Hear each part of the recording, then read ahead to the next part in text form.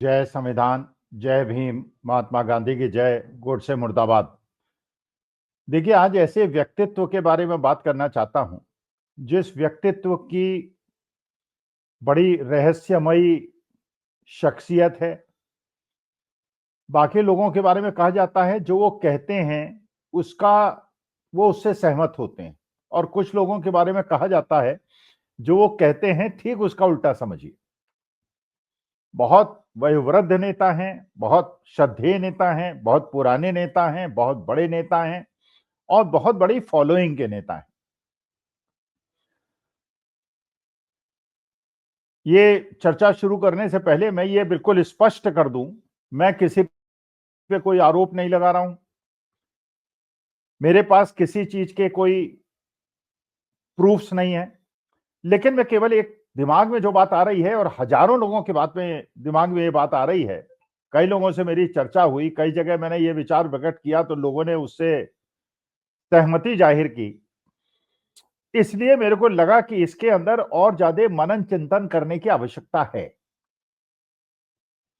यह बात बिल्कुल सही है कि वो व्यक्तित्व महाराष्ट्र का एक बहुत बड़ा नेता है जिसने राजनीति को इतनी अच्छी तरह से समझा है और अपने प्यादे इतनी अच्छी तरह से बिठाए हैं कि उसकी सानी मिलना बहुत मुश्किल है। जब सोनिया गांधी को प्रधानमंत्री बनाने की बात हुई तो विदेशी महिला के नाम पे उन्होंने कांग्रेस छोड़ी।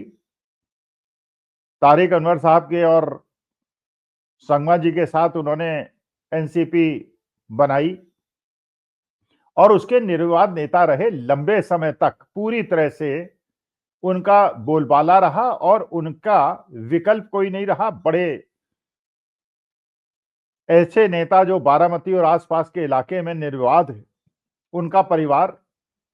अच्छा, व्यक्तित्व भी इतना अच्छा कि उन्होंने अपने परिवार को, केवल अपने परिवार को आगे नहीं बढ़ाया, बल्कि अपने भाई और अपने पूरे रिश्तेदारों के परिवारों को आगे बढ़ाया और सबका साथ दिया। रोहित पवार आप जानते हैं, अजीत पवार आप जानते हैं, सुप्रिया सुले उनकी बेटी हैं, लेकिन उन्होंने उसमें कोई भेदभाव नहीं किया और अपने वृहद परिवार के लिए उन्होंने काम किया। और यह जरूर था कि ज्यादातर समय उन्होंने सेकुलर पार्टियों का साथ दिया, महाविकास अघाड़ी की सरकार बनवाई और महाविकास अघाड़ी की सरकार बनाने में उनका बहुत बड़ा योगदान था। शरद पवार जी का बड़े मराठा नेता, निर्विवाद मराठा नेता, बड़ी फॉलोइंग, अपने अकेले बल पर उन्होंने महाराष्ट्र के अंदर अपनी एक पार्टी इतनी सुदृढ़ बना ली कि बारामती में कुछ भी हुआ उन्हें हराने वाला कोई पैदा नहीं हुआ।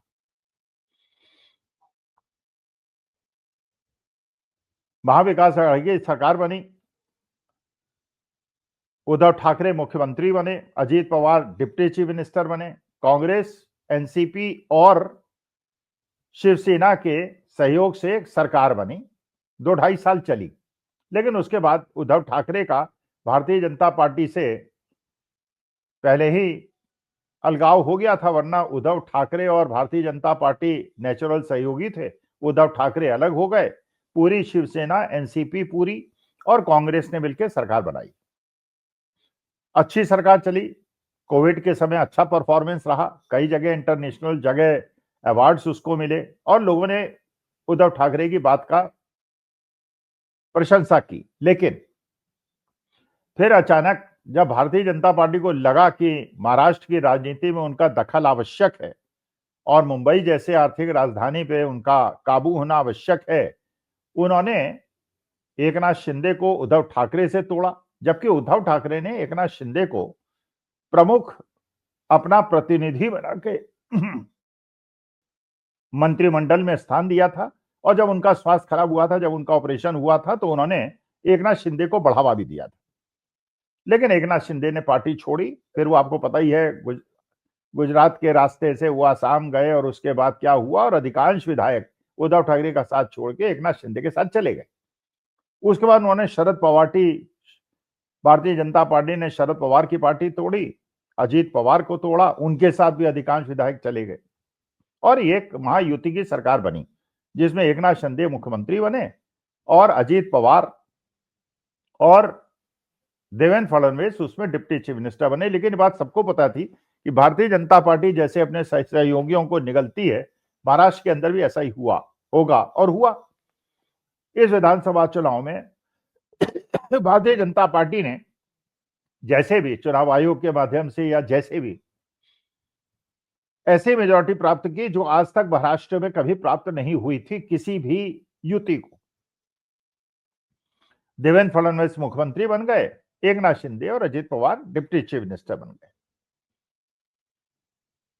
अजीत पवार जिसपे प्रधानमंत्री मोदी जी ने आरोप लगाया था कि 70,000 करोड़ के घपले के वो दोषी हैं, उसी के 5 दिन के बाद अजीत पवार शरद पवार का साथ छोड़ के महायुति की सरकार में शामिल हो गए। एक बार पहले भी हुआ था, लेकिन उस समय सारे विधायक शरद पवार के साथ आ गए थे, अजीत पवार का साथ उन्होंने छोड़ दिया था और उसके बाद अजीत पवार भी वापस आ गए थे। लेकिन इस बार लोग उनके साथ बने रहे और महायुति की सरकार बन गई। कई लोग तो ये भी कहते हैं कि जो अजीत पवार गए थे और उन्होंने महायुति की सरकार में शामिल होने का फैसला लिया था, वो भी शरद पवार की सहमति से लिया था, क्योंकि वो नहीं चाहते थे कि उनके परिवार के ऊपर ईडी और सीबीआई का शिकंजा कसा जाए और किसी भी पवार को जेल के अंदर जाना पड़े। खैर, पिछले कुछ दिनों से अजीत पवार भारतीय जनता पार्टी के विरोध में बोलने लगे थे। कई उनके स्टेटमेंट आए जिसमें उन्होंने कहा कि 70,000 करोड़ का मुझ पे आरोप लगाया और उसी सरकार में आज राजस्व मंत्री बनके मैं बैठा हुआ हूं। उन्होंने ये भी कहा कि भारतीय जनता पार्टी के भ्रष्टाचार की बहुत सारी फाइलें मेरे पास हैं।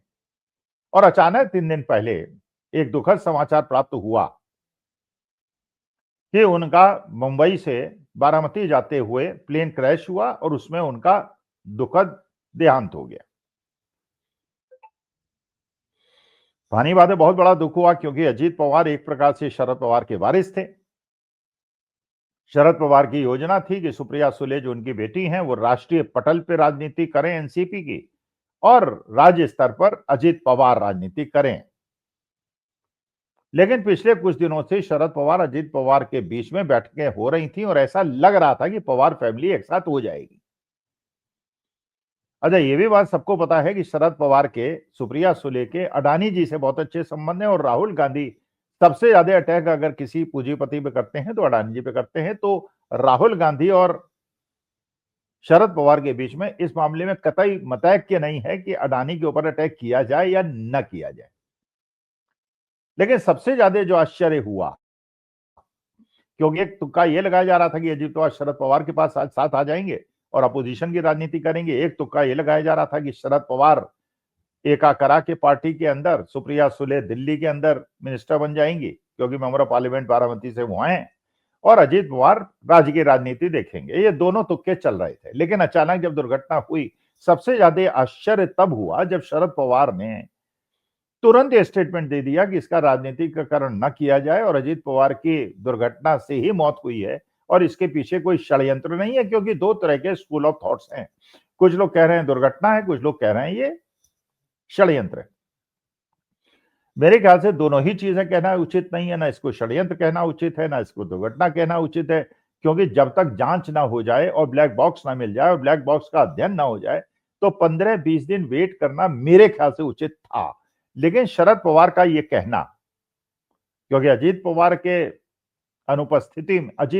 अनुपस्थिति में जो उनका गुट है, वो आजमानीवाद है कि या तो वो भारतीय जनता पार्टी की तरफ चला जाएगा या शरद पवार की तरफ चला जाएगा। तो उसके बाद शरद पवार की वो परिस्थिति बन जाएगी पार्लियामेंट के अंदर कि वो चंद्रबाबू नायडू को और नीतीश कुमार को भी, जो भारतीय जनता पार्टी के साथ लेने की आवश्यकता है, उससे भी छुटकारा पा ले। और अगर अजीत पवार के एक मेंबर ऑफ पार्लियामेंट और शरद पवार के पार्लियामेंट के मेंबर्स मिल जाएंगे तो भारतीय जनता पार्टी अजेय हो जाएगी और सुप्रिया सुले भी केंद्र में मंत्री बन जाएंगी और शरद पवार अपना उत्तराधिकारी और विरासत सुप्रिया सुले को सौंप पाएंगे। तो ये जो शरद पवार जी का स्टेटमेंट है, जो इतने तपे तपाए परिपक्व नेता हैं कि अजीत पवार की दुर्घटना में ही मौत हुई है और इसके पीछे कोई षड्यंत्र नहीं है और इसके अंदर कोई राजनीतिकरण न किया जाए, और जो ममता बनर्जी ने कहा कि इसकी सीबीआई जांच होनी चाहिए, अरे जांच तो होनी चाहिए, जांच तो हर घटना की होनी चाहिए। जांच तो पुलवामा, पहलगांव, पठानकोट, उरी, अहमदाबाद प्लेन क्रैश, हर जगह की जांच होनी चाहिए और जांच की रिपोर्ट भी आनी चाहिए और देश को पता चलना चाहिए कि जो किस वजह से ये दुर्घटना हुई और आगे से ऐसी दुर्घटना नहीं होगी, इसके लिए क्या किया जाएगा। क्योंकि आवश्यक है हर दुर्घटना से सीखा जाए, हर घटना से सीखा जाए और आगे वो न हो, इसके लिए ताकीद दी जाए और उसके लिए प्लानिंग की जाए। लेकिन शरद पवार जी का ये स्टेटमेंट कुछ प्रश्न चिन्ह तो खड़ा करता है कि इतना वयोवृद्ध, इतना परिपक्व, इतना तपाया नेता बिना जांच के निष्कर्ष क्यों निकाल रहा है और लोगों को चीज को वहीं रेस्ट करने के लिए क्यों कह रहा है, ये अगले एक दिन महीने के अंदर पता चल जाएगा। निगाह रखेंगे और इसको समझने का प्रयास करेंगे। नमस्कार, धन्यवाद और प्रणाम।